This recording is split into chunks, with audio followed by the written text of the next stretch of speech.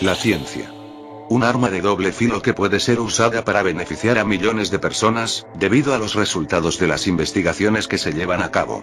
Pero, ¿cómo son esas investigaciones? ¿Acaso los científicos están dispuestos a hacer lo que sea para obtener resultados? ¿O sí? Definitivamente harán cualquier cosa con tal de obtener la respuesta. Violarán las leyes de la ética, los derechos humanos, e incluso, acabarán con ellos. Bienvenido seas a Desvelo de Medianoche. Te presento los 6 experimentos realizados en humanos más crueles de la historia. El experimento de la prisión de Stanford. Era verano de 1971.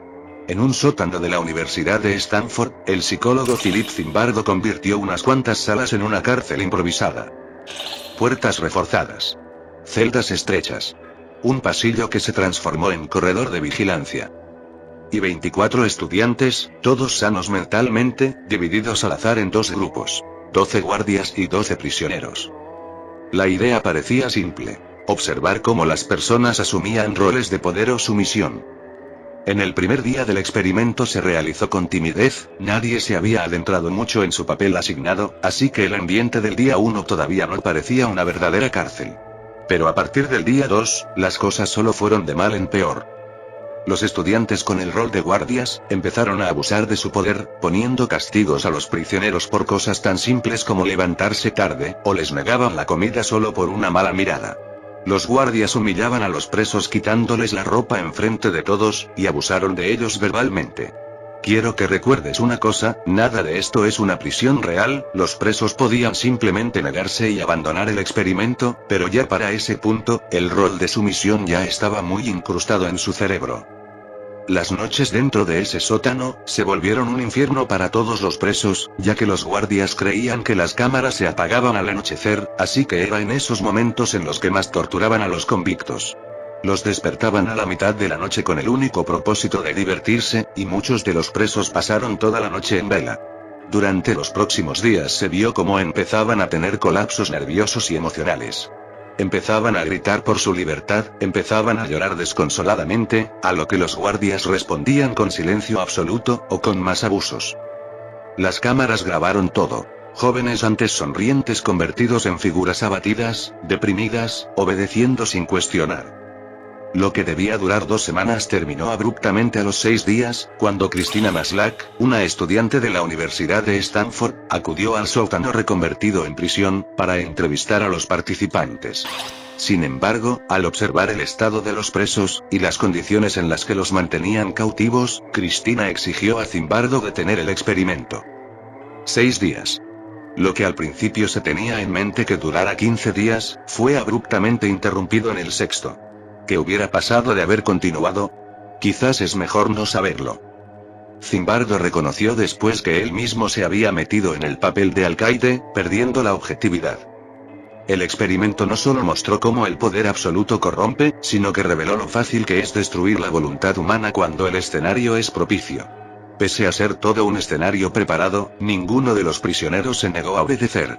El experimento había destruido la visión de la realidad en la que se encontraban, por lo menos durante esos 6 días. En el sótano de Stanford, no había criminales reales. Pero en solo 6 días, todos se convirtieron en algo mucho peor. Los gemelos de Joseph Mengele.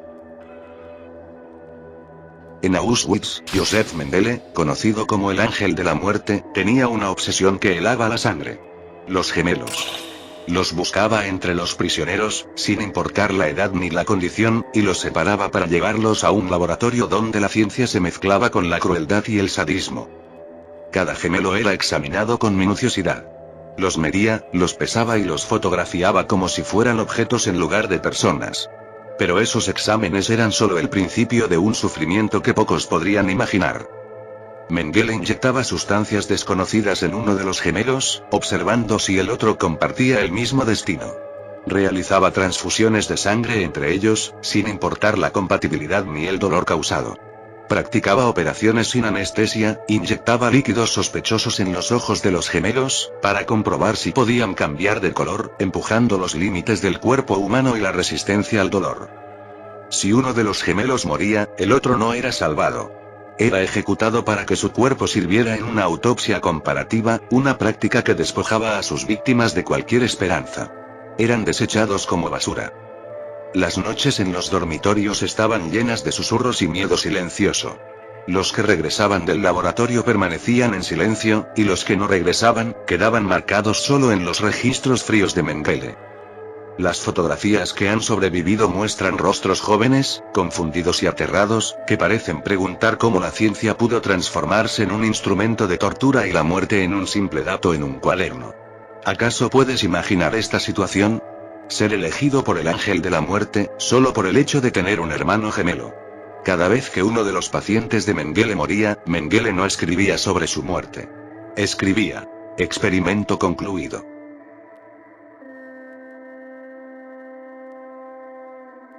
Experimento de sífilis en Tuskegee. En 1932, en un silencioso rincón de Alabama, 600 hombres negros fueron llamados a un programa médico. Les prometieron revisiones, comida y atención gratuita. Lo que no sabían era que 399 de ellos ya tenían sífilis, y que los médicos no planeaban curarlos, sino observar cómo la enfermedad los mataba poco a poco. Desde el inicio se sentía que algo no iba bien. Ya que una de las promesas de los médicos era que si el experimento salía mal, se pagarían todos los gastos funerarios. El proyecto tenía un nombre casi inocente: Estudio de sífilis no tratada en el hombre negro. Con batas blancas y voz amable, los doctores les extraían sangre, les hacían pruebas y anotaban cada síntoma, como si estuvieran examinando animales en lugar de seres humanos. Cada síntoma presentado se le atribuía a una enfermedad falsa que ellos llamaban como mala sangre. Todo era una vil mentira. En 1947, la penicilina se convirtió en una cura efectiva. Pero en Tuskegee, esa noticia se guardó bajo llave. El sistema médico estadounidense hizo todo lo posible para que la penicilina y toda su información no llegara a Alabama. El experimento debía continuar. Ceguera, parálisis, demencia y finalmente, la muerte. Mientras tanto, muchas de las esposas se infectaban y al menos 19 niños nacían con sífilis congénita. Ellos también fueron utilizados como simples desechos de un estudio demoníaco. Año tras año, los hombres seguían confiando. Algunos incluso posaban para fotografías, sin saber que cada imagen era parte del registro de su lenta agonía, y de su posterior muerte. No fue hasta 1972 que la verdad estalló. Durante 40 años, el gobierno había negado deliberadamente un tratamiento que podía salvarlos. La noticia apareció en todos los periódicos de Estados Unidos, levantando el telón de la verdad a la población de Alabama, y a los pocos sobrevivientes del programa. La disculpa llegó demasiado tarde. La mayoría de ellos ya estaba bajo tierra, junto con el secreto más oscuro de la medicina estadounidense. En 1997, el gobierno de Estados Unidos, junto con el sistema médico, atendió solo a 5 de los 8 pacientes que aún quedaban con vida. En los archivos aún permanecen sus rostros. Y cuando los miras, sabes que esos ojos creían estar viendo a su salvador, cuando en realidad estaban viendo a su verdugo. Experimento en la escuela de Willowbrook. En una pequeña isla frente a Nueva York, existía una institución, que se convertiría en un centro de tortura. La escuela Willowbrook, destinado a niños con incapacidades mentales. Como sabrás, este tipo de instituciones no son precisamente lugares donde abunda la alegría. Pero siempre se puede poner mucho peor. Durante más de una década, entre 1956 y 1970, niños vulnerables fueron expuestos a la hepatitis intencionalmente. Sin consentimiento real, sin protección, ellos fueron usados como laboratorios vivientes para estudiar esta enfermedad, que devastaba sus frágiles cuerpos sin ningún tipo de remordimiento. Los médicos y científicos inyectaban el virus, observando cómo las pequeñas vidas se desmoronaban bajo el monstruo que era la infección. No eran simples números ni datos. Eran niños atrapados en una pesadilla donde cada síntoma era anotado con frialdad, como si el dolor fuera un experimento más. Los niños fueron completamente olvidados por sus propios padres, como si fueran simples objetos defectuosos. El ambiente en Willowbrook era muy desolador.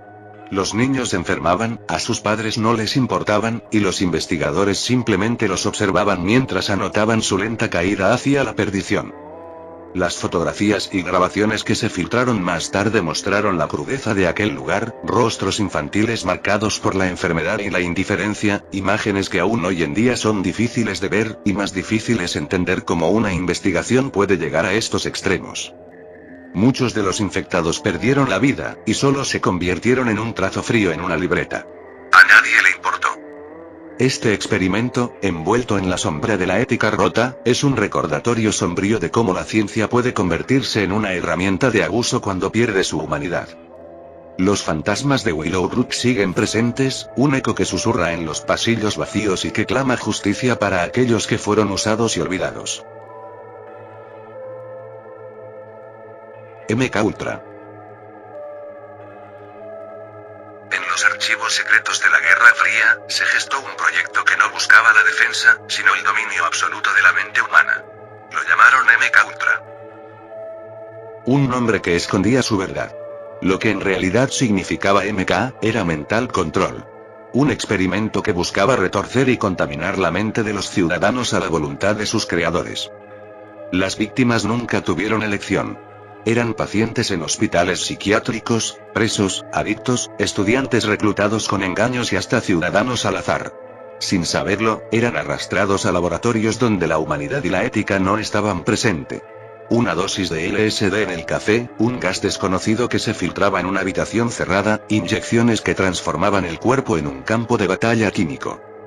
Las paredes de esos cuartos escuchaban gritos que nadie respondería.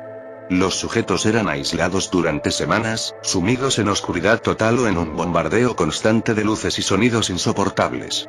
Las voces grabadas repetían órdenes sin fin, penetrando en lo más profundo de la conciencia, borrando memorias y sembrando otras que nunca habían existido. Algunos intentaban resistir, pero el tiempo era un enemigo que trabajaba para los experimentadores. La privación sensorial corroía la cordura, las drogas arrancaban cualquier vestigio de identidad propia, poco a poco, lo que quedaba de la persona original se deshacía a base de pastillas y lavado de cerebro. Uno de los subproyectos más horribles del MK Ultra fue el tanque de aislamiento.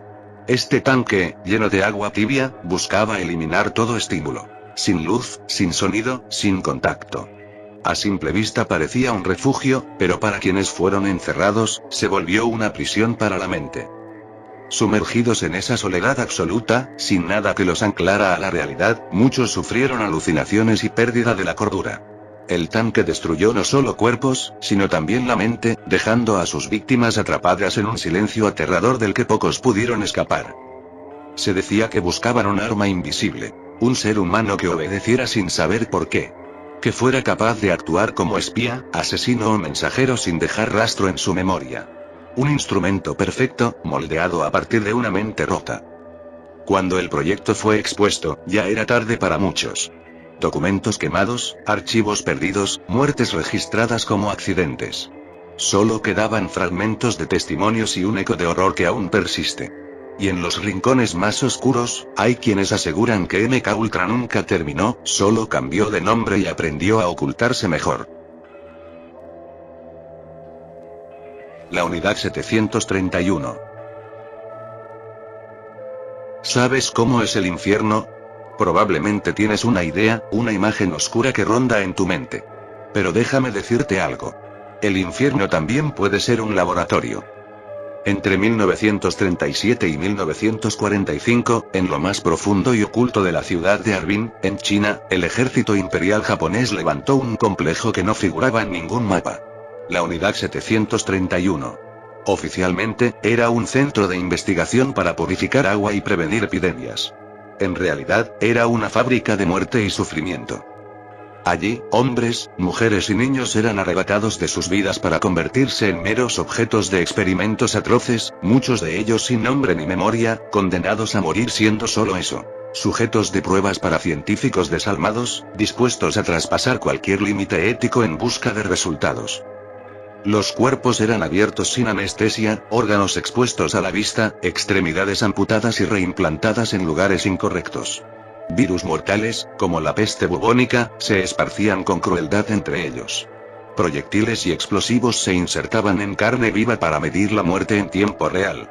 prisioneros eran atados al aire libre, expuestos a un frío indescriptible, mientras la carne se congelaba y se desprendía, dejando solo un susurro helado de agonía. Las fotografías muestran médicos posando con bisturí en mano, orgullosos de su brutal obra. Los gritos de aquellos que sufrieron nunca salieron de esas paredes.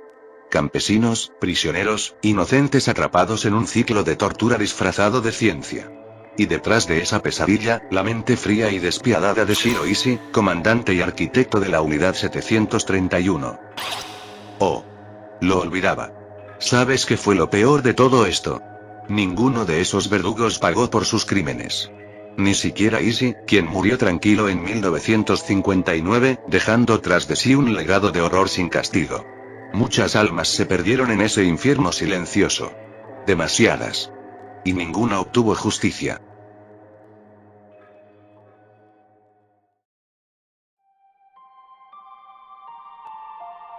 Como vimos en este video, la ciencia puede salvarte la vida, o directamente destruirla.